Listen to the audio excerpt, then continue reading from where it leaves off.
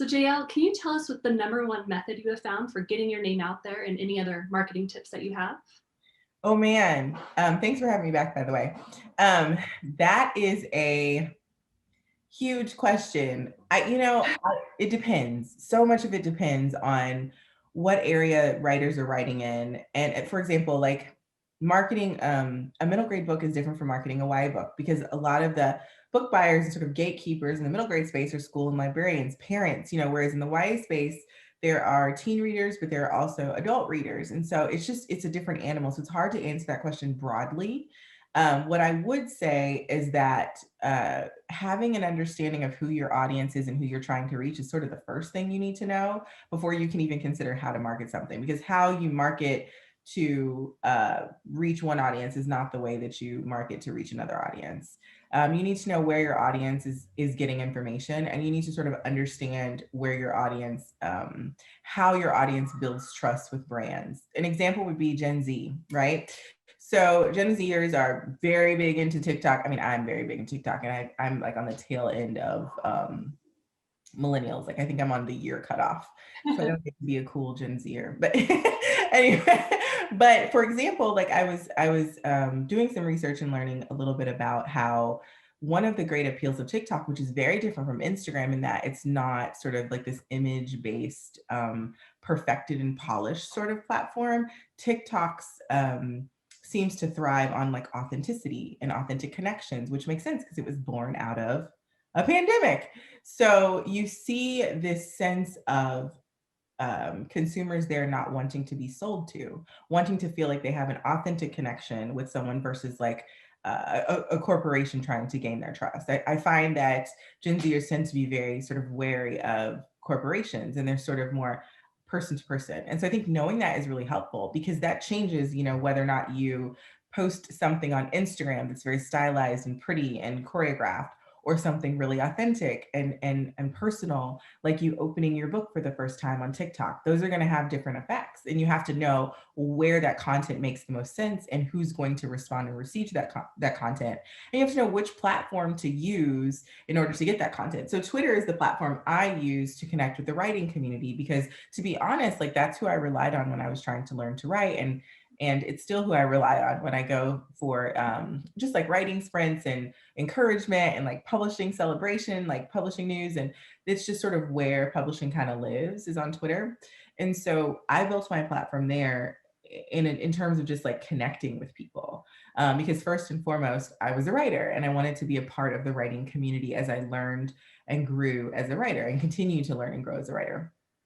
Out of that, though, what ended up happening is this really sort of close knit. I mean, I had like 18,000 followers, but it feels close knit community of people on the social media app that feel like they're a part of my journey.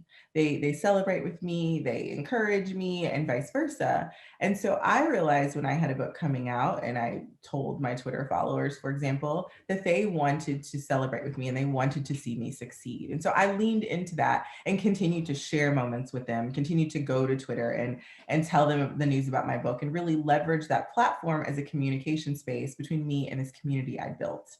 On Instagram, my community is a little different. I have some crossover between my platforms, but on Instagram, I noticed that it's a lot of book people who are into books and like potential readers looking for things that visually catch their eye, looking for things that are inspiring, looking for things. It's not so much engaging with the person behind the content, but more so just engaging with the content. And so on Instagram, which I ignored it existed until September before my book came out, and I was like, I finally should pay attention to this app because it's so much work to think about managing all these platforms. But in September, I was like, okay, let me try to, put some content here and see what happens.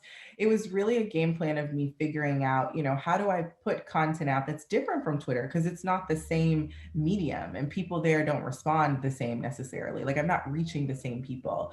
And so I had to figure out a creative way to use that. By the time I got to release week, I had formulated this entire plan of using particular images that are very cool. I did an editorial photo shoot downtown in the city where my book is set, which is also the city where I grew up and where I live now. And I use that because I knew that, I mean, I knew it'd be fun on Twitter and my followers would be excited there, but I know on Instagram, it would be more visually appealing and pull different readers to notice my content that didn't typically. And that's what you want the week before your release and the week of your release, because you have all of this other hype going on and you want to really build a moment around your debut so that your Wings of Ebony and your author name is being mentioned everywhere on different platforms and in different mediums to continue, because people have to hear about things multiple times before they actually pay attention. And so you want to sort of look at ways to present information that in different ways. And then on TikTok, I shared my book unboxing, and that went viral the week of my release. So that was also very helpful. And so I think, again, this is a very, like, it's a hard question to answer because it's very specific to me, but I think that those examples are very specific to me is what I mean. But I think that the point I'm making is that it's just very unique to who your audience is and understanding how to communicate with them. And there are definitely resources online. If you have questions, I can think of a couple people who even do classes on these things. I plan to do a class on these things eventually. So if this is something you want more about, please don't hesitate to reach out on socials. Twitter is usually the best place to get me if you're gonna tag me or DM me, because I actually check those DMs. The other ones I don't. So if you want more information, let me know. But it is very personal. And I think the question is, who is my audience? Where are they? And what mediums do I use to communicate with them in an authentic way?